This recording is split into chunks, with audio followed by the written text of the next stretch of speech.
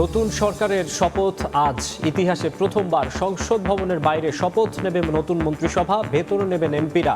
সংবিধান সংস্কার পরিষদের শপথ নিয়ে ধোঁয়াশা। দেশের স্বার্থে সবাইকে নিয়ে কাজ করার অঙ্গীকার তারেক রহমানের। ইসলামী আন্দোলনের আমিরের সঙ্গে সাক্ষাৎ। ছেড়ে দেয়া বগুড়া ৬ আসন শূন্য ঘোষণা। সংসদে দায়িত্বশীল থাকবে জামায়াত। জুলাইয়ের আকাঙ্ক্ষা বাস্তবায়নে রাখবে ভূমিকা। সনদে সই করল এনসিপি। সংসদে বাস্তবায়নের আশা।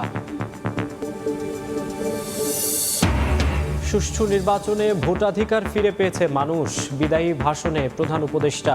জুলাই সনদ বাস্তবায়ন হলে চিরতরে বন্ধ হবে ফ্যাসিবাদ ফেরার পথ।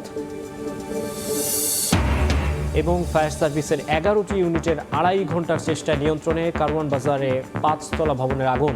দাহ্য পদার্থ থাকায় বেগ পেতে হয় নেভাতে, জানা যায়নি অগ্নিকাণ্ডের কারণ।